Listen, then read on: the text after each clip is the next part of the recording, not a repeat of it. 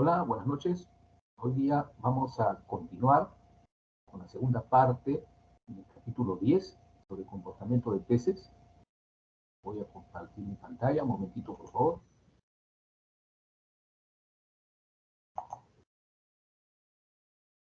¿Qué dice?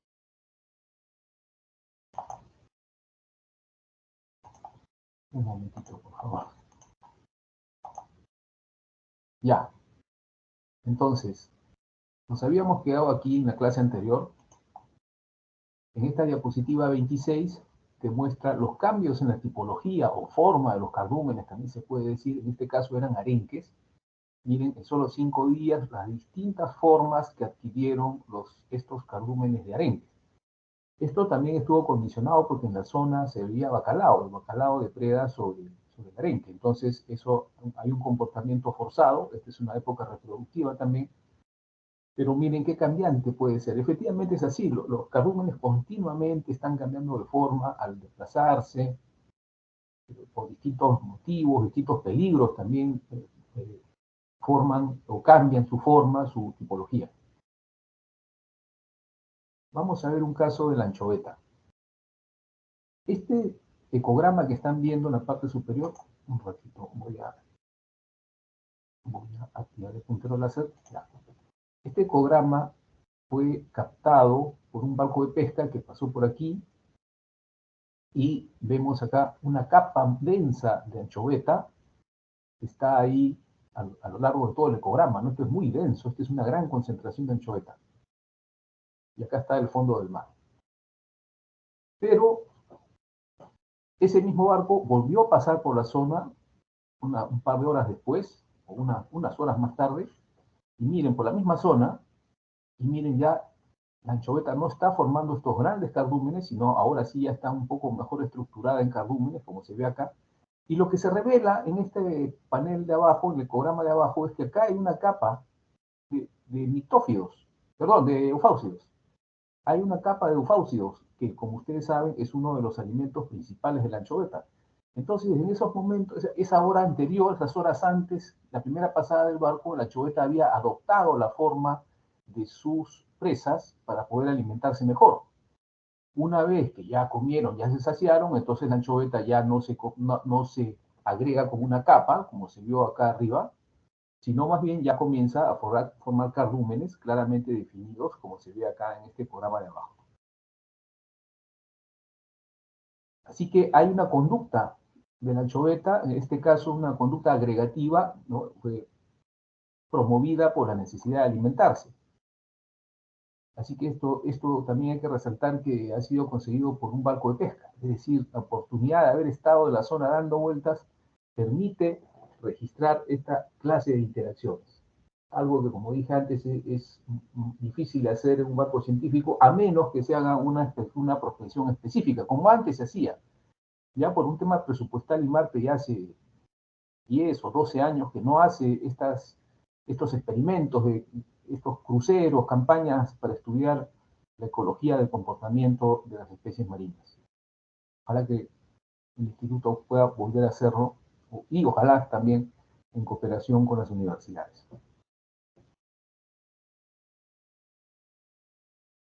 Acá hay otro ejemplo colectado por barcos de pesca. Esto es del año 2008, un barco de la compañía TASA, navegando por el norte, en la zona de Casma, registró este ecograma. Entonces aquí tenemos la línea de superficie, que estoy señalándola, y abajo está el fondo del mar. El fondo del mar está a más o menos 100 metros aquí. Y miren, sobre el fondo del mar, cardúmenes de anchoveta. Esto sucede cuando hay una propagación de ondas Kelvin tipo cálida. Las ondas Kelvin no solo cálidas, no solo calientan el agua, sino también hacen que se profundice el zooplancton, aumente el oxígeno en la columna de agua y entonces así la anchoveta puede profundizarse, como estamos viendo, para alimentarse mejor y quedar fuera del alcance del agua cálida, ¿no? Que no le gusta mucho a la anchoveta, ¿no? La anchoveta prefiere agua fría, por eso se profundiza, como se ve en este caso. Acá está la fecha, 1 de julio del año 2008, acá están las coordenadas.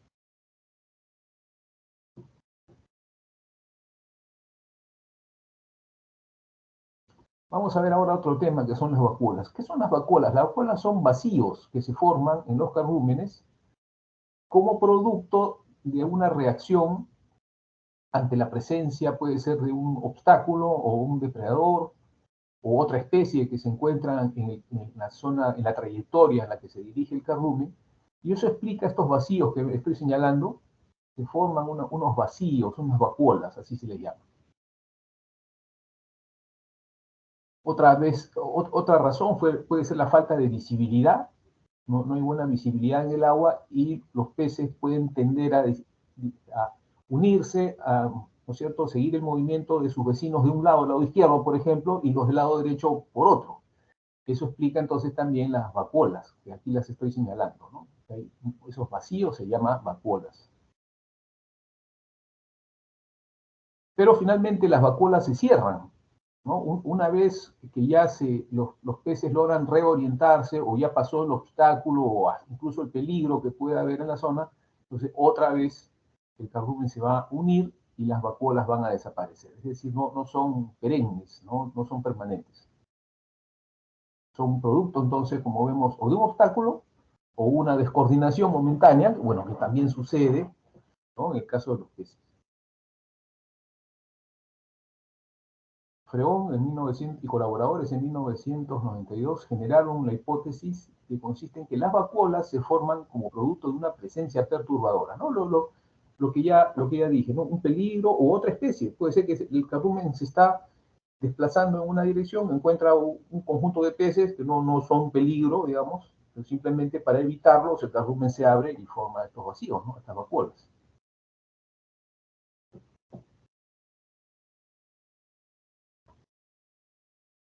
Acá vamos a ver un ejemplo de otro tema, la estructura con presión, es decir, un cardumen puede tener, como estoy señalando, esta forma, ¿no? Tiene incluso algunas vacuolas, pero acá se acercan, fíjense, dos depredadores. Vamos a suponer dos delfines. Entonces, automáticamente el cardumen va a buscar unirse, como se ve acá, ¿no? Se comienza a comprimir ante la presencia de estos depredadores y finalmente prácticamente se cierra en un solo grupo, o sea, un cardumen, como se ve aquí. Entonces, esta estructura de compresión es muy dinámica, ¿no? El cardumen, a la medida que va desplazándose, recuerden que un cardumen necesita estar en movimiento permanente, así sea muy lento, pero necesita estar en movimiento, puede ir cambiando su forma en la medida que haya alimento u otra necesidad del cardumen. Pero ante la presencia de depredadores, ahí sí los peces van a tender a formar cardumen cerrado y tener alguna reacción evasiva, ¿no? O alguna reacción para amedrentar al depredador, como hemos visto en la clase anterior, en la primera parte de este capítulo.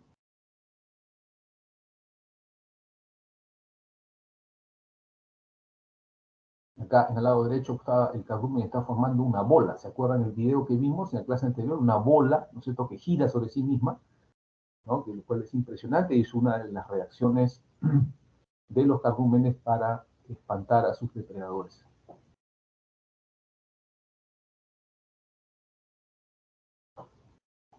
La morfología de cardúmenes es el siguiente tema. Ya hemos visto ya que la forma de los cardúmenes cambia, lo que modifica también la tipología, ¿no? Y esta morfología puede ser observada con ecosondas y sonares. A través de ecosondas, por lo menos, se ha podido establecer la presencia de núcleos, ¿no? Dentro de un cardumen hay núcleos. Por ejemplo, aquí en este ecograma que estoy señalando, fíjense que hay varias zonas de color negro o gris oscuro. Bueno, esos son los núcleos del cardumen. Son las zonas dentro del cardumen donde los peces están más densamente distribuidos. Es decir, el cardumen no es una formación homogénea, hay zonas donde hay mayor densidad de peces. Otra cosa que se ha observado es que a pesar de que el cardumen puede cambiar de forma, más o menos el tamaño de los núcleos no cambia. Acá en este ejemplo que estoy señalando es otro programa, miren, los núcleos se han desplazado al lado derecho, ¿no? Y más o menos son la misma cantidad que los de arriba. Y en el ejemplo de abajo tienen también otra vez, el cardumen ha cambiado de forma en este ecograma, pero el área cubierta por los núcleos es más o menos constante. Vamos a ver entonces este ejemplo gráfico que está aquí. Son tres paneles Es fíjense, un bote equipado con ecosonda, visto desde el aire, tiene esta forma. Entonces, el bote con su ecosonda cruza a través del cardumen y registra este ecograma que estoy señalando entre las 7:13 y las 7:15 de la mañana. Entonces, fíjense, a las 7:15 de la mañana ya el bote ya cruzó el cardumen y miren, no ha cambiado en gran cosa su forma. Y acá está la estructura interna del cardumen. En el panel de en medio, el panel B, el bote se apresta a las 7:23 de la mañana a volver a cruzar el cardumen. Pero desde el aire se ve que ahora tiene una forma diferente. Algún estímulo tiene que haber habido para que el cardumen cambie su forma circular por esta de aquí. En todo caso, el bote cruza el cardumen y miren, registra este ecograma, ¿no? El cardumen se está yendo ligeramente hacia abajo. Y eso empezó a las 7:23. Y a las 7:25, miren, visto desde el aire, el cardumen tiene esta forma. En el panel de abajo, el panel C, son las 7:27 de la mañana y el bote se apresta a cruzar otra vez esta zona y registrar la estructura interna del cardumen. Y miren la forma alargada que toma dicho cardumen visto desde el aire. A las 7:27 empieza a cruzar, a navegar este bote con la ecosonda y registra a las 7:30 de la mañana, miren la forma que tiene el cardumen visto desde arriba. Y en el ecograma que estoy señalando, miren, otra vez el cardumen tiende a la superficie y ahí está registrada la estructura interna. Como ven, en cuestión de pocos minutos el cardumen puede cambiar de formas. Entonces, esto significa que tiene un comportamiento dinámico, no se está quieto permanentemente, ¿no? Sabemos que los peces necesitan moverse para poder tener espacio y poder respirar, filtrar las moléculas de aire que están atrapadas entre las moléculas de agua.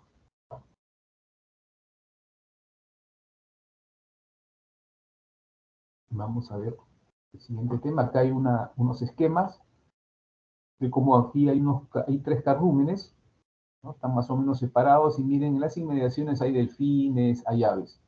Cuando este cardumen se siente atacado, todos estos 3 cardúmenes que se ven en este ejemplo han formado uno solo y forman una bola, ¿no? Forman una bola que, bueno, seguramente los peces comienzan a rotar aquí tratando de asustar a los depredadores, pero finalmente los depredadores logran romper esa formación y, bueno, se producen otras reacciones de los cardúmenes, ¿no?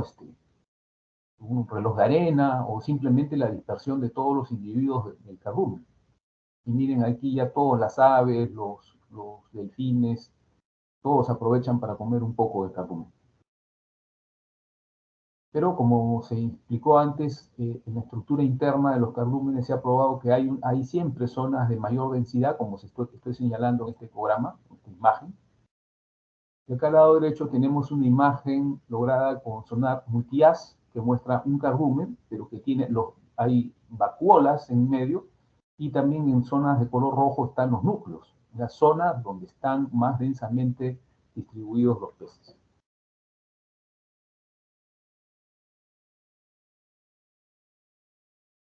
Acá hay otro esquema de cómo se forman los cardúmenes. Todo empieza cuando 2 pequeños cardúmenes se pueden cohesionar en uno solo, como estoy señalando aquí. Eventualmente van atrayendo a más y más individuos y de tal manera que se alcanza un tamaño donde ahí se forman estructuras dentro del mismo cardumen, zonas de mayor densidad de peces. A medida que el cardumen se puede hacer más grande, van apareciendo vacuolas y van apareciendo más zonas, más núcleos, o se pueden formar, como se ve en este ejemplo, 2 grandes núcleos, o puede haber un solo núcleo, como se ve en este diagrama que estoy señalando. Entonces, toda esta secuencia la tenemos aquí también, en el centro de este panel, y es típicamente la manera en que se distribuyen los peces mesopelágicos. Como ustedes recuerdan y saben, los peces mesopelágicos es la biomasa más alta de peces que hay en el mar peruano, no la anchoveta. Los peces mesopelágicos, de los cuales se alimentan los atunes, la pota, bonito, peces oceánicas principalmente. Entonces, fíjense acá, al lado, en este ecograma que estoy señalando, miren, este es un cardumen, una capa de Vicinguerria, cerca del fondo, miren que tiene varios núcleos, las zonas que están en color rojo, pero que en el caso de esta misma Vicinguerria lucetia, como digo, es el principal grupo de los peces mesopelágicos, en horas nocturnas Vicinguerria tiende a irse a la superficie, ¿no? Y dispersarse, como lo revela este color verde, ¿no? Verde azulino, azulado, que indica que están en baja densidad. Recuerden, los peces mesopelágicos como Vicinguerria realizan migraciones verticales. De día están a 200, 300 metros de profundidad y en la noche ascienden a la superficie para entrar a la zona oxigenada, porque donde habitan los peces mesopelágicos, pues como ustedes ya saben, el contenido de oxígeno es muy bajo. Entonces, de noche, estos individuos suben a la superficie a alimentarse de fitoplancton y de zooplancton y también para respirar. No es que no respiren el resto del día, incluso cuando están a profundidad respiran también, pero obviamente al subir a la superficie seguramente la disponibilidad de oxígeno para ellos es obviamente mayor.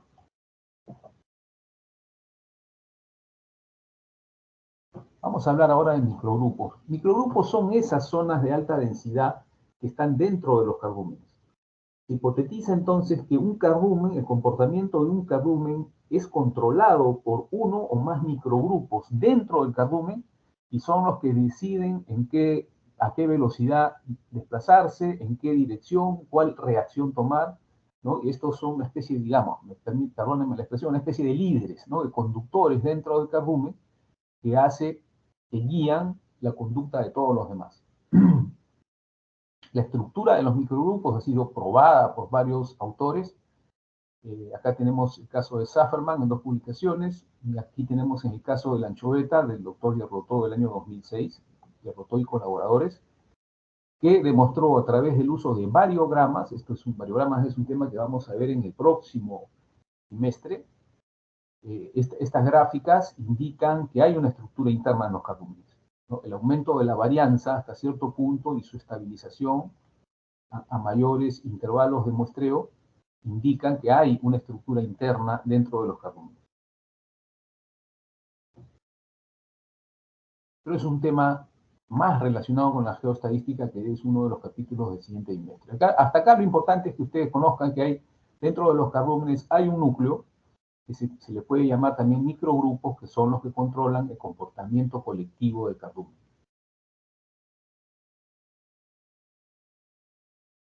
Bueno, el comportamiento colectivo del cardumen ahora en esta diapositiva 35 está esquematizado. Este es un modelo de computadora, de inteligencia artificial, que ha identificado la ubicación de los peces en un estanque, ¿no? Y acá la cabeza del pez está representada por un circulito y un segmento, una línea negra, representa el cuerpo del pez, como estoy señalando. Entonces, esto ha sido captado imagen por imagen y se ha hallado que los peces que están dentro del rango visual, que en este caso era 60 centímetros, miren, los peces están polarizados, es decir, están en la misma dirección. Las cabezas en una dirección, la cola en otra dirección. Y los que no están en el rango de visión, miren, esos sí están desordenados. Esto pasa también entonces en un cardumen, ¿no? Los peces en la periferia tienden a estar más desordenados, no siempre, ¿no? Ayer en la clase anterior vimos 2 videos donde la perfección de la sincronía de los movimientos de todos los peces pues, es obvia. Pero claro, pueden haber casos en los que la falta de luz, ¿no? O de la turbidez del agua puede causar que los peces que están más alejados del centro, más alejados del grupo o microgrupo, eh, pueden no seguir la misma dirección que los que están en el centro.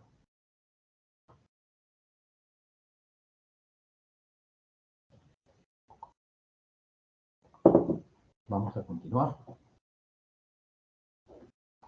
Acá hay otro tema, diapositiva 36, evitamiento de los cardúmenes. Yo he dicho varias veces ya que el evitamiento es el principal problema para las evaluaciones acústicas, si la hacemos con ecosonda. Con una ecosonda que solamente está orientada en sentido vertical, la probabilidad de que haya evitamiento es alta, ¿no? Entonces, eso es algo que es necesario ser medido.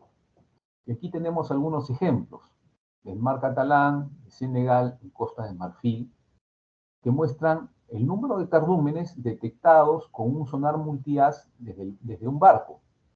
Y acá se puede contar perfectamente cuántos cardúmenes ha habido a distintas distancias. ¿Ya? Este eje que estoy señalando son distancias desde el barco, de 0 a 70 metros.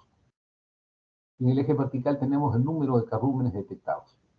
Y se ve y se entiende que el barco está aquí, en esta posición. Fíjense que en las inmediaciones del barco hay pocos cardúmenes. Y el número de cardúmenes se incrementa conforme está más lejos el barco, ¿no? Estoy hablando de una navegación, pues no sé cuántas millas náuticas ha sido, pero evidentemente ha sido un trayecto largo, porque miren, tenemos 70, 60 cardúmenes a distintas distancias. Bueno, esa misma metodología se ha aplicado en Senegal. Miren, acá están las distancias, estoy señalando las distancias desde el barco, y acá en el eje vertical está la frecuencia, o sea, el número de cardúmenes desde el barco. Y miren, en las cercanías del barco hay pocos cardúmenes, y el número de cardúmenes se incrementa conforme están más lejos del barco. Esta es otra indicación del evitamiento, es decir, de la conducta del cardumen de apartarse del barco. Y aquí tenemos en Costa de Marfil, otra vez en el eje X tenemos las distancias desde el barco, y en el eje vertical que estoy señalando el número de cardúmenes o frecuencia de cardúmenes por distancia desde el barco. Y acá está el barco, y miren otra vez, el número de cardúmenes es bajo cerca del barco, y aumenta conforme la distancia es mayor desde el barco. En el caso de Chile, para el caso de la anchoveta, no se encontró ese efecto. Yo pienso que evitamiento en anchoveta sí existe, pero por lo menos en este experimento que hicieron en Chile no se vio evitamiento. Es posible, en ciertas circunstancias es posible que no haya evitamiento. Entonces acá tenemos desde 0 hasta 70 y tantos metros desde el barco, y en el eje vertical está la frecuencia, el número de observaciones, el número de cardúmenes. Y fíjense que el número de cardúmenes en las inmediaciones del barco es bastante alto, ¿no? Como 30, ¿no? Y ese número disminuye conforme la distancia es más lejana. Entonces, en este caso, se ve que no hay evitamiento en anchoveta en Chile. Yo en Perú yo he visto muchas veces el evitamiento. He podido navegar en barcos pequeños, en zonas donde está la anchoveta, y he podido ver claramente, cuando es de noche, está oscuro, se ven los cardúmenes, se ve una luminosidad en la superficie del mar. Tiene que estar muy oscura la noche para poder verlo, y he podido comprobar no solamente que los cardúmenes de anchoveta se alejan del barco a medida que va pasando, sino que en algunos casos lo acompañan. O sea, pero claro, eso a baja velocidad yo he podido ver, ¿no? Lamentablemente intenté filmarlo, pero a la hora de ver la filmación no se veía nada. La filmadora no era lo suficientemente buena, y no se veía nada, pero lo que yo vi, y con eso presenté un trabajo en un congreso, era que bajo ciertas circunstancias un cardumen de anchoveta, porque era anchoveta, me estoy refiriendo a anchoveta, se desplazaba junto con el barco. Esa mancha blanca de la que le digo, esa luminosidad que se ve en la superficie del mar, iba con el barco. El barco avanzaba, y eh, avanzaba también el cardumen de anchoveta. Eso yo le llamé el efecto de acompañamiento. Lamentablemente no tengo muchas evidencias, tengo algunas, con eso me presenté al Congreso, pero no, coincidió con mi salida de Marte, ya no pude seguir con eso, pero es algo que yo por lo menos he podido apreciar en los años que yo he trabajado en este tema, ¿no? En evaluaciones en Marte. Bueno, vamos a seguir. Ahora vamos a hablar de lo que mencioné varias veces, ¿no? El aprendizaje. Los peces aprenden. Acá hay una hipótesis de Soriá y colaboradores del año 1993. Ellos hablan de un cardumen ingenuo, es decir, un cardumen conformado por peces que nunca han pasado por el estrés de ser capturados por una red. Lo que ellos sostienen es que cuando ese cardumen es atrapado, algunos peces logran escapar, los que están aquí, los que estoy señalando en color rojo. O sea, estos peces aprenden del peligro, saben que alguna red se ha llevado a los otros peces, y ese aprendizaje lo llevan a otro cardumen. Cuando se unen a otro cardumen, llevan el conocimiento de ese peligro, y de esta manera se explica por qué existe el evitamiento. ¿no? Entonces, ese peligro lo han aprendido de haber podido librarse de una red de pesca y llevan esa alerta a los otros cardúmenes en los que ellos forman parte. ¿Por qué, ¿Por qué se piensa que esto es así? Porque hay una especie que es Sardinella aurita, que es Sardinella aurita en Venezuela, y la misma especie, Sardinella aurita, existe en Costa de Marfil, en África. En Costa de Marfil hay una pesquería de Sardinella aurita y ahí claramente hay un evitamiento, ¿ya?, frente al paso de los barcos. Pero en Venezuela no hay pesquería sobre Sardinella aurita y se hizo ese experimento de medir el evitamiento en Venezuela y se encontró que no había una reacción. Las sardinelas auritas no se asustaban frente al paso del barco, porque claro, cuando no hay pesquería, no han aprendido a tenerle miedo a los barcos. Entonces, este es un estudio bien interesante. También aquí está otro de Bremer del año 2003, que muestra, o que demostró justamente este efecto, ¿no? Esta diferencia en el comportamiento de Sardinella aurita en dos países. De esta manera se demuestra que hay un aprendizaje, ¿no? Que los individuos que se liberan de una red, que logran no ser capturados, han pasado por el estrés de esa experiencia y han llevado la información a los otros cardúmenes, y es así como aprenden, hasta cierto punto, aprenden a evitar a los barcos. No siempre lo logran, porque claro, un barco es más rápido que ellos. Y eso explica también pues el esfuerzo, ¿no? Pescar no siempre es fácil, ¿eh? Uno puede pensar, anchoveta, por ejemplo, que es una biomasa grande, pero ir a pescar cuesta esfuerzo. La anchoveta también corre, también escapa a los barcos. Y eso explica fluctuaciones en el esfuerzo a lo largo del tiempo, ya que estos animales, los peces, se defienden, ¿no? No se dejan pescar, no se dejan atrapar fácilmente.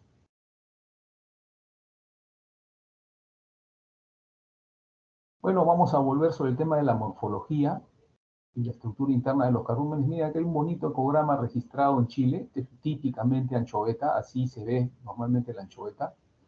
Y bueno, para estos cardúmenes nosotros podemos medir el largo, el ancho, el volumen, la superficie, la rugosidad, podemos medir el número de vacuolas que tienen, su superficie, es decir, hay toda una serie de posibilidades de medición de los cardúmenes. Esto lo hace el software, no lo hacemos nosotros, lo hace el software que estemos empleando, por ejemplo, Movies Plus o EcoView o SP3, hay varios softwares como ustedes ya saben.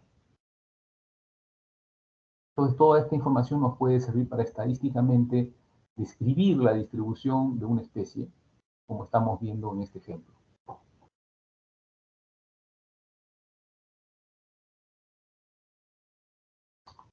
Bueno, acá hay una lámina, esto como dije en el capítulo anterior, la primera parte de este capítulo, perdón, es una cortesía de mi amigo el doctor Yorlotó.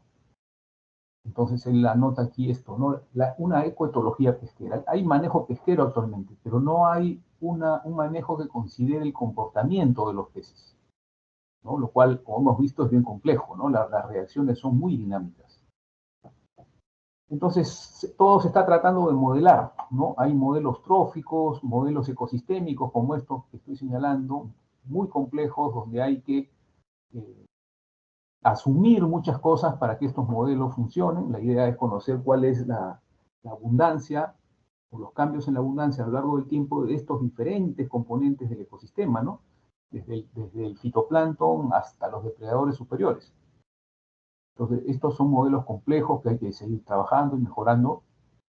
Creo que hay una frase del doctor Pierre Curie del año 2007, él dice: la simplicidad está mal, pero la complejidad es inútil, no sirve. O sea, los modelos muy complejos, donde hay que asumir muchas cosas, no son útiles. Hay que seguir trabajando en ellos, sí.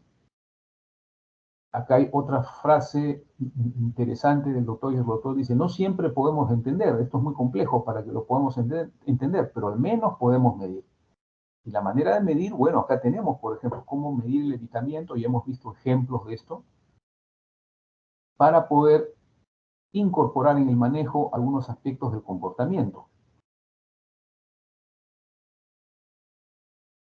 Vamos a seguir con, hay otra frase de Marchetti que dice: el ADN, ¿cierto?, los genes, es una memoria activa, que aprende a través de hipótesis y experimentación del organismo mutado.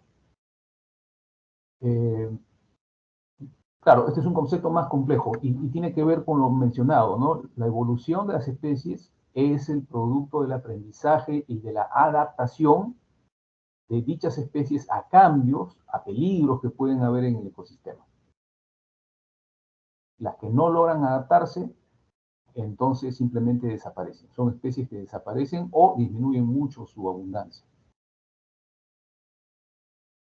Entonces acá hay una frase clave, ¿no? La evolución crea, a través del comportamiento, los algoritmos que permiten obtener respuestas simples y eficientes a situaciones provenientes de dinámicas complejas, ¿no? Lo que hemos visto a lo largo de este capítulo.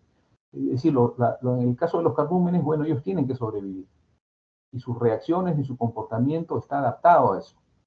El costo es, obviamente, parte de la población de anchovetas, que es lo que hemos estado hablando, o quesos misoplógicos, sirven para sustentar a los niveles superiores del ecosistema, pero los depredadores no pueden tener acceso permanente a las presas porque si no desaparecería toda la vida en el ecosistema. El equilibrio se rompería.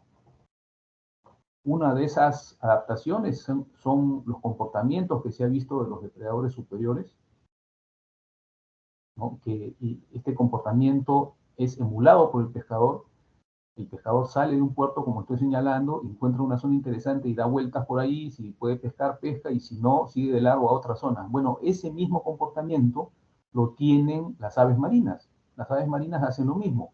Las aves marinas vuelan en una determinada dirección, cuando ven algo que les interesa, bucean tratando de comer, y si no encuentran nada, bueno, se van a otra zona y continúan, y así. Es el mismo comportamiento, exactamente el mismo comportamiento de un pescador, un patrón de un barco. Se usa el mismo criterio. Se ha encontrado en los animales y en el hombre el mismo criterio, y eso no es otra cosa que un aprendizaje, una adaptación. A esos recorridos que he señalado, ese tipo de comportamiento se le llama Levi, en honor de la persona que estudió y descubrió ese comportamiento, y documentó ese comportamiento, que se llamaba Levi.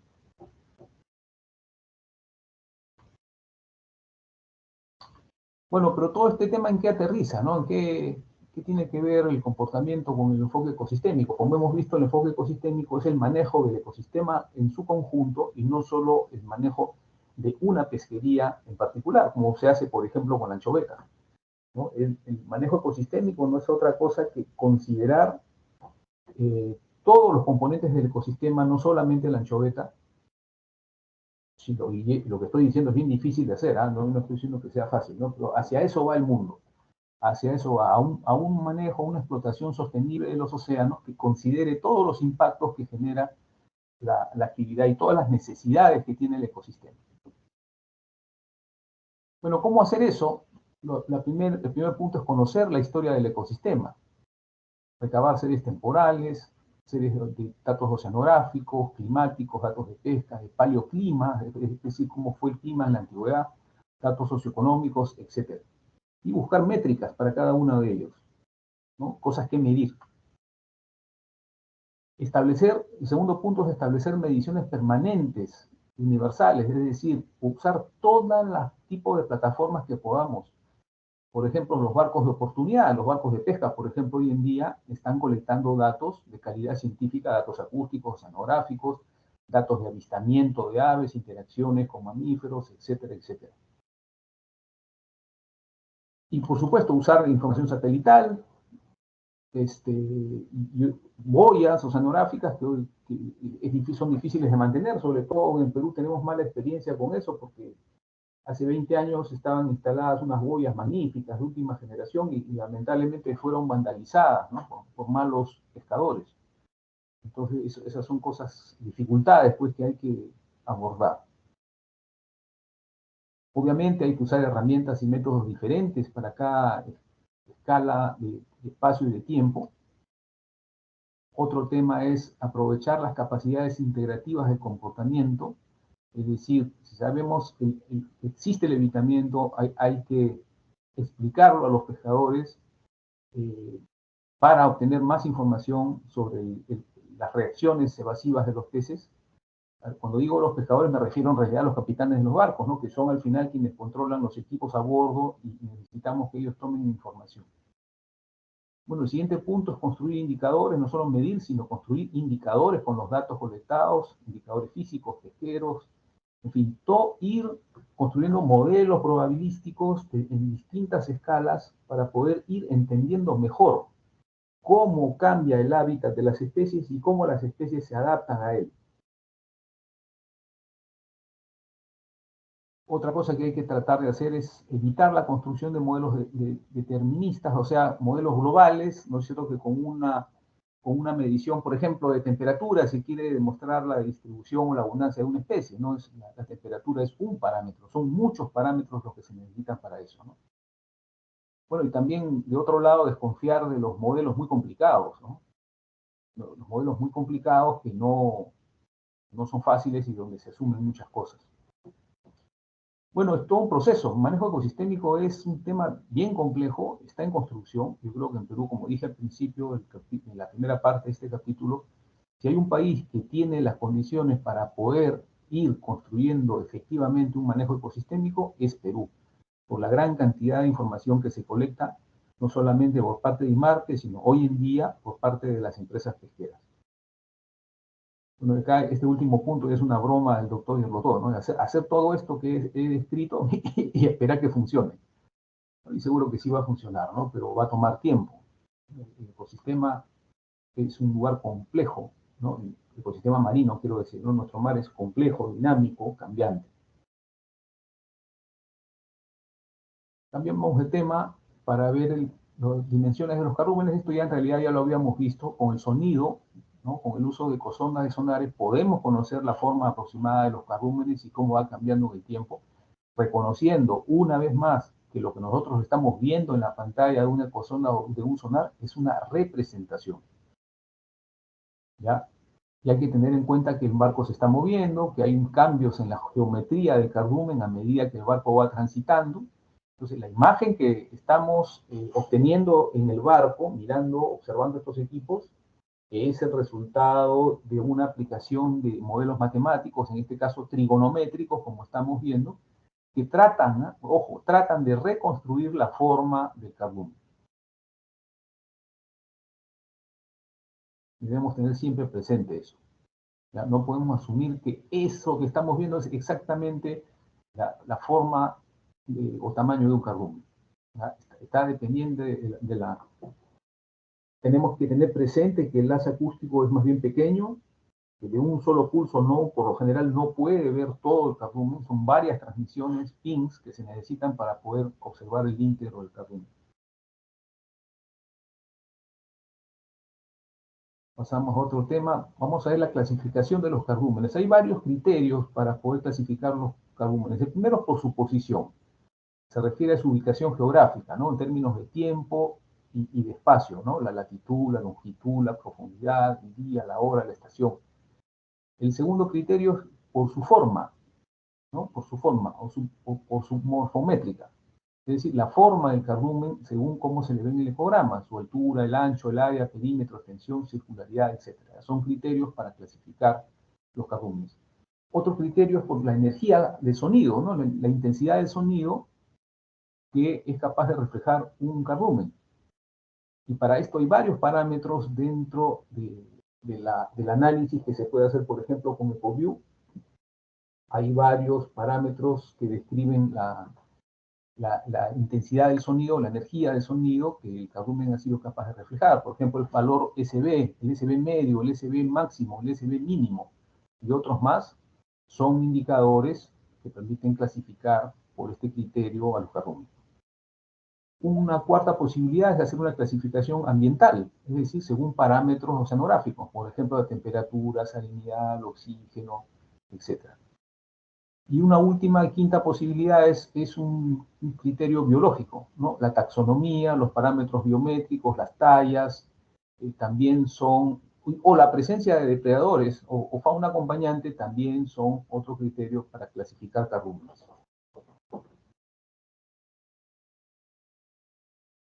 Ahora, en cuanto a tipología de cardúmenes, Ya, como hemos visto, no necesariamente es un tema fácil. Un mismo cardumen puede cambiar de forma en determinadas horas, pero, digamos, es algo que se puede hacer, comparar una tipología prediseñada para poder comparar con el ecograma que estamos observando, ¿no? Y podríamos usar, por ejemplo, una tipología que estoy señalando acá al lado izquierdo, o una tipología acá, como la que se usó en el Perú desde 1964, cuando se dio inicio a las operaciones Eureka. Ustedes ya saben qué qué son las operaciones Eureka, que es el uso simultáneo de varios barcos para poder hacer una evaluación acústica sobre un área grande de modo muy rápido.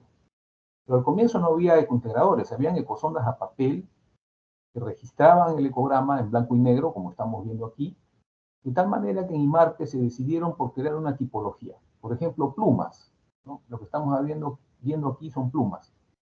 Lo que estamos viendo aquí es capas simples múltiples. Lo que vemos aquí le llamaron capas. Lo que estamos viendo aquí son capas complejas múltiples. Lo que vemos aquí son trazos dispersos, y lo que estamos viendo aquí son manchas, son cardúmenes grandes, ellos le llamaron manchas. Entonces a cada uno de ellos le dieron un número, ¿no? A las plumas le pusieron 1, a las capas simples 2, y así sucesivamente, hasta 6. De tal manera que con esta tipología, las personas de IMARPE que iban en cada barco hacían turnos de guardia observando el papel de la ecosonda que iba registrando y comparaban por intervalos, digamos, cada media hora, comparaban lo que estaban viendo en el papel lo comparaban con la tipología. Y decían, ajá, lo que estoy viendo ahorita son plumas. Entonces trazaba en una bitácora, escribía la fecha, la hora y las coordenadas aproximadas, porque se navegaba por estima, no habían GPS, se navegaba por estima. En la mesa de cada barco había una carta de navegación, y ahí se podía ir ploteando más o menos por dónde estimaban ellos que estaban, y ahí tenían la latitud, la longitud, y todo eso se anotaba en papel, y luego todo se llevaba a Lima, se centralizaba en IMARPE, y ahí se hacían las cartas, los mapas, como hemos visto en el capítulo anterior.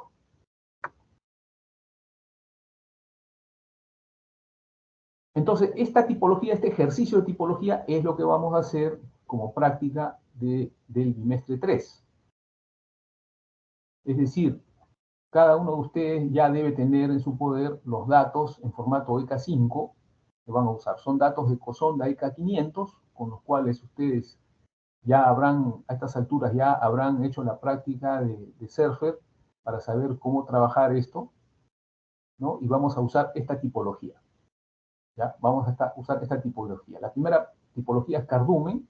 Cuando ustedes vean este tipo de trazos, en cada intervalo, vamos a trabajar en intervalos de 1 milla náutica. Para cada milla náutica ustedes van a observar en el ecograma que a ustedes les va a tocar, si esto es un cardumen, entonces ponen un valor 1. Si lo que están viendo predominantemente en el ecograma es un estrato, como ven acá, le ponen un valor 2. Si lo que están viendo es un conjunto de cardúmenes así medio circulares junto con una capa como la que estoy señalando, entonces eso se trata de una mixto, de una cardúmenes mixtos, ¿no? De varios tipos a la vez, le ponen un 3. Y si ven así pequeños cardúmenes que son como rayitas o circulitos, entonces estos ecotrazos pequeños son dispersos y le ponen un valor 4. Si el ecograma está blanco, le ponen 0. Para hacer esta parte del ejercicio, lo que vamos a hacer es, vamos a poner la ecosonda en EcoView operando con un umbral de menos 65, no, perdón, de 0 a menos 65 decibeles, para no ver el zooplancton y ver solamente los peces. ¿Ya? Entonces vamos a poner el ecograma de tal manera que solamente veamos lo que son peces. Y contra eso ustedes van a hacer esta tipología. Bueno, y con eso ustedes van a construir una bitácora en Excel. Cada transecto que a ustedes les va a tocar, a cada uno le va a tocar un transecto. Típicamente un transecto tiene entre 90 y 100 millas, o sea, entre 90 y 100 intervalos, van a observar ustedes intervalos o VMs. Recuerden, VM, unidad básica de muestreo. Esa tabla Excel la tienen que formar para a partir de ahí hacer algunas correlaciones. Por ejemplo, en esta bitácora que ustedes van a construir en Excel, tienen que poner la fecha, la hora, la latitud, la longitud, la profundidad de la zona mínima de oxígeno, la tipología, acá entra, en la columna 6 entra esto de la tipología, o sea, un valor de 0 a 4, aquí, y luego vamos a poner una categoría semi-cuantitativa que va de 0 a 5, eso lo voy a explicar en la siguiente diapositiva, y después ustedes van a calcular el valor NASC de zooplancton, según voy a explicarles, según les voy a explicar cuando les entregue los datos y hagamos la práctica de QView, les voy a explicar esto. Y por último anotan el NASC de peces. Acá dice NASC de anchoveta, este es un error, es NASC de peces, ¿ya? Disculpen que es un error, NASC de peces, no debe decir anchoveta. Vamos a analizar todo esto como el conjunto total de peces. No vamos a hacer una diferencia por una especie en particular. Pero ojo, queda pendiente esto de la séptima columna, es categoría semi-cuantitativa. ¿Qué cosa es eso? Bueno, esa categoría semi-cuantitativa no es otra cosa que un valor que va de 0 a 5. Le vamos a poner valor de 5 al intervalo si lo que vemos en el ecograma es algo parecido a esto, ¿no? Cardúmenes que cruzan todo lo ancho del intervalo merecería un valor 5. Cuando los cardúmenes son grandes, pero no cubren todo el ancho del ecograma, le ponemos un valor 4. Cuando la cantidad de cardúmenes es menor que la anterior, le ponemos un valor 3. Si se ve muy poco o pocos cardúmenes, entonces le ponemos un 2. Si apenas se ve algo de cardúmenes, le ponemos un 1. Y si no se ve nada, como estoy señalando acá, o cuando solo se ve zooplancton, en realidad vamos a tratar de filtrar ese zooplancton para que solo se vean peces. En este caso le ponen un valor 0. ¿No? Me refiero a esta columna 7 que dice, que se titula categoría semi-cuantitativa, un valor de 0 a 5. Porque acá están los valores de 0 a 5, cómo se van a categorizar.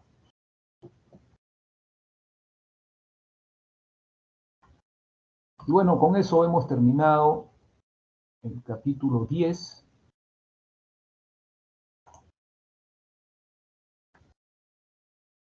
Con esto terminamos el capítulo 10. Entonces, me despido. Nos vemos en el siguiente capítulo. Que estén muy bien. Y voy a dejar de grabar. Buenas noches.